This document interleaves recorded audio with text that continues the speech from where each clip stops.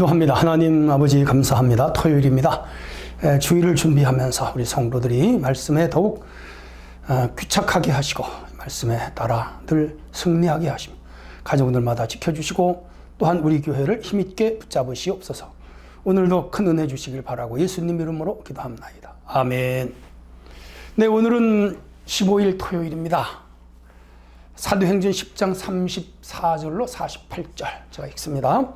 베드로가 입을 열어 말하되 내가 참으로 하나님은 사람의 외모를 보지 아니하시고 각 나라 중 하나님을 경외하며 의를 행하는 사람을 다 받으시는 줄 깨달았도다.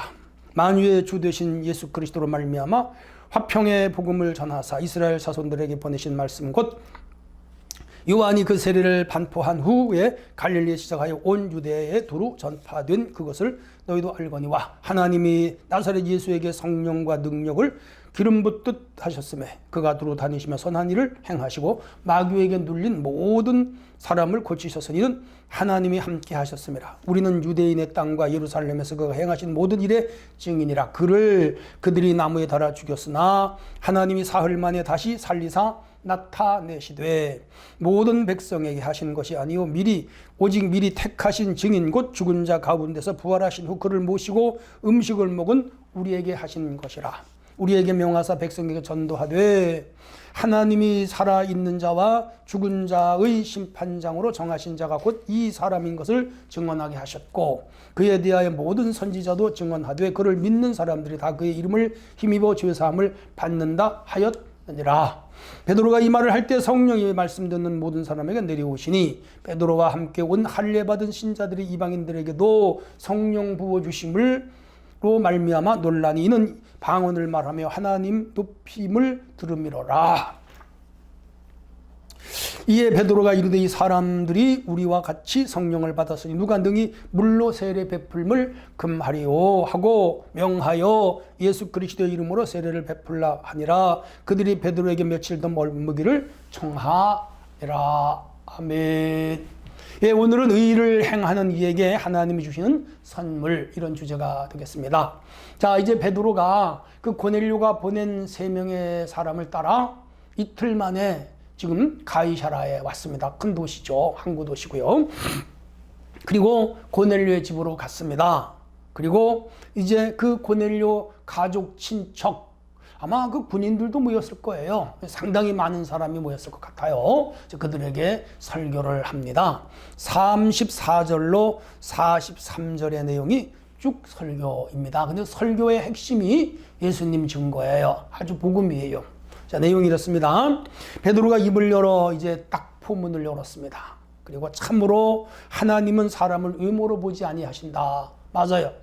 하나님은 사람을 외모로 보지 않습니다. 유대인들은 유대인들만을 인정했고 자기들만이 피플 초선, 택한 백성, 제사장, 나라, 그런 그 우월의식 그리고 선민사상을 가지고 있었습니다. 그런데 하나님은 그 유대인의 하나님만 아니고 헬라인의 하나님, 이방인의 하나님도 되신다는 걸 베드로가 여기서 알았어요. 지금도 마찬가지입니다. 하나님은 특권층만 함께 하는 것이 아니고 모든 사람과 함께 하십니다. 각 나라 중 하나님을 경외하며 의를 행하는 사람은 다 받으신 줄 깨달았다. 근데 고넬료가 여호와를 경외했잖아요. 그 이스라엘 사람들처럼 그 6시, 9시, 3시 기도 시간에 기도했잖아요. 그리고 구제 많이 했고요. 의로웠고요. 경건했고요. 그런 사람이에요. 그러니까 오늘도 그런 사람에게 우리 하나님이 나타나시고 그런 사람에게 은혜를 주시고 그런 사람을 구원하셔요.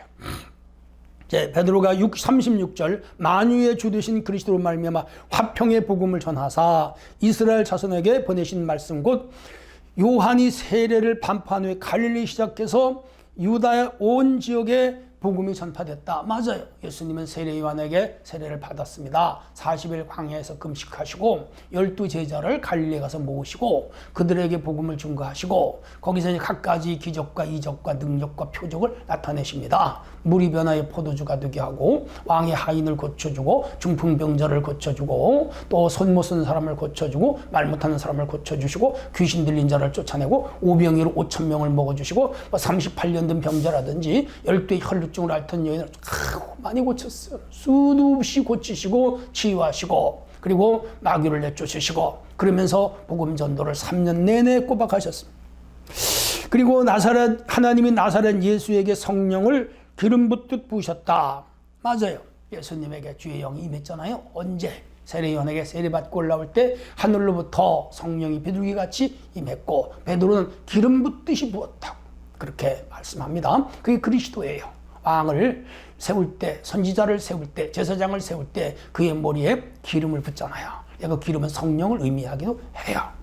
자, 그렇게 해서 예수님이 하신 일이 뭐죠? 두루 다니시며, 예수님 복음 전도자였습니다. 그 다음 뭐죠? 선한 일을 행하시고, 우리 믿는 자들은 언제나 선한 일을 행해야 돼요. 악한 일을 행하거나 악한 일을 도모하면 안 돼요. 예수님처럼 언제나 선한 일을 도모해야 하나님이 축복하셔요. 여러분들이 살아가는 삶의 모습이 선한 일인지 악한 일인지 좋은 일인지 나쁜 일인지 아름다운 일인지 추한 일인지를 스스로 매일 돌아보셔요.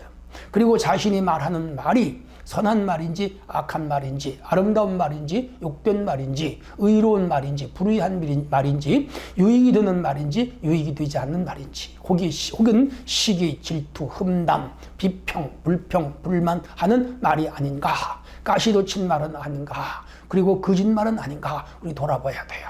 예수님은 착했어요. 우리 착해야 돼요. 마귀에게 눌린 모든 사람을 고치셨어요. 예수님. 맞아요. 이 악한 사탄 세력, 마귀 세력을 우리 복음, 우리 하나님은, 우리 성령님은 다 쫓아내시고 멸하시고 그리고 추방하셔요. 그리고 그 마귀가 떠나가는 곳에는 의와 평강과 희락이 있는 거예요. 우리는 유대 땅에서 예루살렘에서 그가 행하신 일의 증인이라. 이 베드로, 요한, 야고보, 안드레, 빌립보, 바돌로메, 마태, 요한 12제자는 예수님과 3년간 같이 다녔기 때문에 이스라엘에서 행한 모든 일을 보았어요. 증인이야. 뭐 보았는데, 들었는데, 같이 있었는데 무슨 더 말이 필요해요.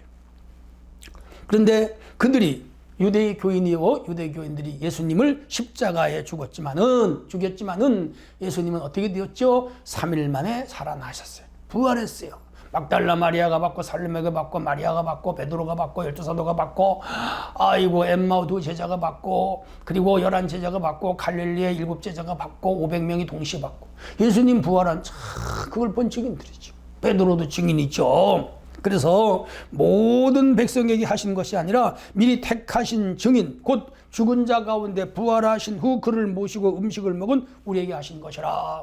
맞아요.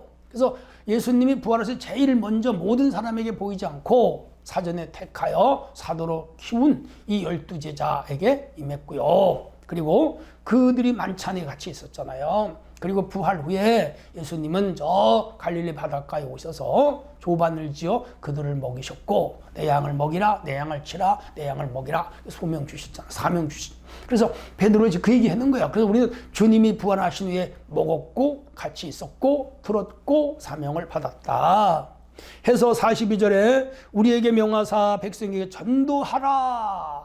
야, 전도 캐리그마 에반젤리즘이라고 그러잖아요. 그래서 살아있는 자와 죽은 자의 재판장으로 정하시니 맞아요. 예수님은 산자와 죽은 자의 재판장, 영원한 재판장, 철장 권세를 가지고 다시 오십니다. 그래서 그 예수님을 너희가 나가 증언해라. 그 지금 증언하고 다니는 거예요. 근데 이 사명은 이 예수님의 12제자에게만 준 것이 아니고 오늘 우리에게 다 주신 거예요. 우리 교회에게 유임하신 거예요. 교회는 열심히 캐리그마 해야, 전도해야 돼요.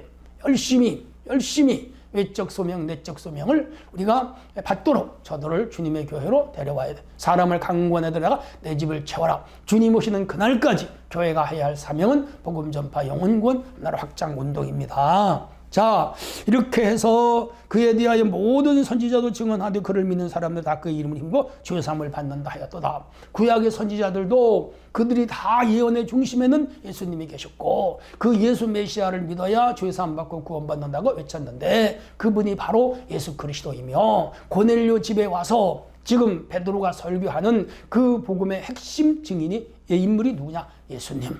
그래서 예수님이 나를 당신들 가운데 이방인들 가운데 백부장에게 보냈다 이렇게 설교를 하고 있는 거예요. 그러므로 오늘 우리는 편견 없이 사람에게 복음을 전해 길거리 다니는 무작위로 아무에게도 좋아요. 예, 어떤 사람이 택함 받았는지 어떤 사람 버림만 우리 몰라요. 저들 속에 분명히 하나님의 백성이 있어요. 예수님은 고린도 지역에 갔을 때 이 성에 내 백성이 많다.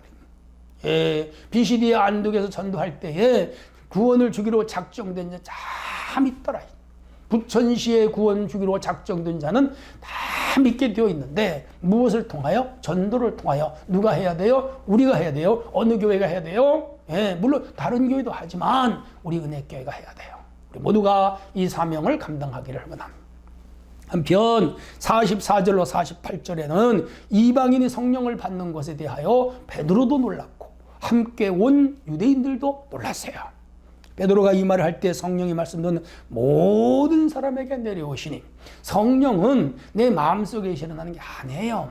내가 깨달아서 구원받는 게 아니에요. 성령은 외부로부터 들어와요.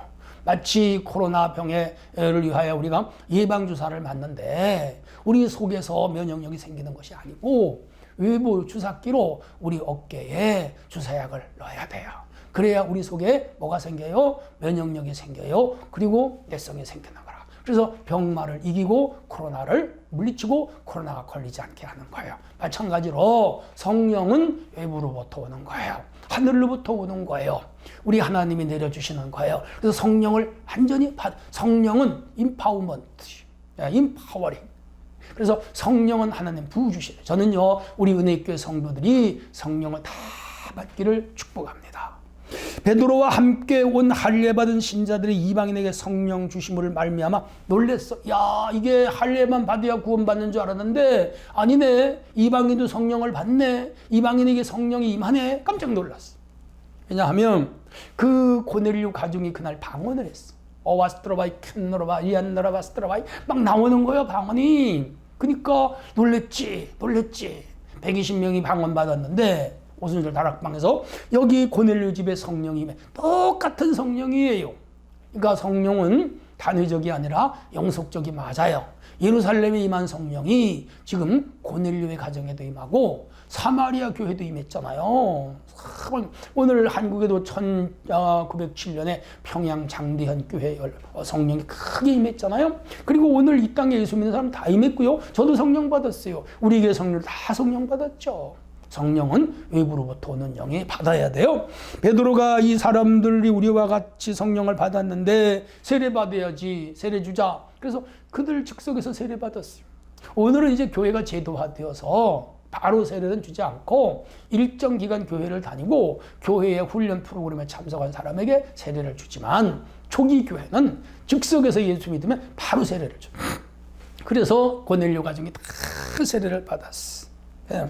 그래서 그 가정이 얼마나 기뻤겠어요. 구원을 받았죠. 방언을 했죠. 예수님에 대해서 확실히 알았죠. 그들이 이제 영생을 얻었죠. 이방인이지만 뭐 예수 믿고 은혜 받고 성령 받으면 놀랍죠. 그 은혜는 맞죠. 이 청년 남녀가 이성적으로 연애하는 것보다 더 행복해요. 주님 만나면, 성령이 임하면 그야말로 구름을 타고 가는 것 같고 날아다니는 것 같고 참 그 시기는 너무 행복합니다. 영적으로. 아마 지금 고넬료 가정이 그런 경험을 하고 있을 거예요. 자, 그래서 은혜를 받으니까 베드로는 이제 또 가야 되잖아. 복음 전도하라. 그런데 고넬료 가정이 며칠만 더 있다 가세요. 며칠만 더 있다 가세요. 몇 가지 이유가 있죠. 복음을 더 듣고 싶은 거라. 더 듣고 싶은 거라. 또 하나는 이렇게 은혜를 주었으니 대접하고 싶은 거라. 흔히 대접하고 싶은. 그래서 베드로를 머물게 했고, 그리고 자기들에게 은혜 준 이분하고 예수님의 직속 제자잖아요. 더 같이 옆에 있는 게 좋아. 영적인 행복감이죠. 그래서 이 베드로에게 며칠만 더 있어라.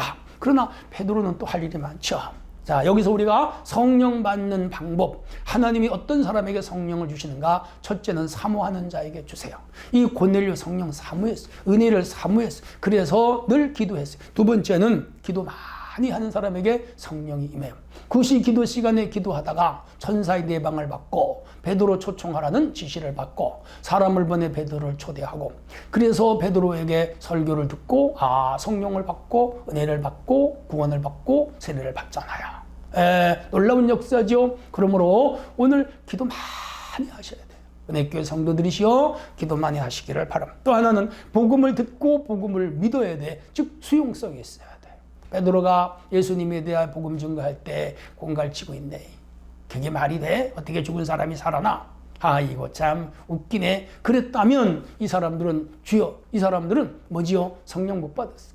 근데 그 말을 다 믿었어. 다 들었어. 그러니까 성령이 임한 거야. 성도 여러분, 우리는 이 베드로와 같이 이런 믿음과 마음으로 주님을 사모해요. 그래야 성령이 임하고 성령을 받고 온전한 구원을 받을 수가 있습니다. 의를 행하는 이에게 하나님 주는 선물 생명입니다. 즉 이 고넬료는 이방인이었고 점령국의 장교였고 그리고 군사적 그리고 그 로마 국가의 권력을 가진 자였지만 그는 겸손하게 한 인간으로서 선을 베풀고 기도 생활을 많이 하고 이 유대인들이 믿는 하나님을 잘 믿었고 늘 기도했더니 이런 성령이 임하고 하나님께서 그를 축복하셨어. 오늘 우리는 어떤 환경에서도 오직 예수, 오직 하나님, 오직 복음만을 증거하는 사람이 돼야 됩니다. 그럴 때 성령 하나님이 역사하시고 우리에게 은혜를 베풀어 주십니다. 오늘 하루도 복되게 살아가시고 내일 주일에 다 나와 예배하기를 바랍니다. 하나님 아버지, 오늘도 이 말씀을 마음에 담고 오늘 하루도 예수님 안에서 복되게 사는 날이 되게 하옵소서. 예수님의 이름으로 기도합나이다. 아멘.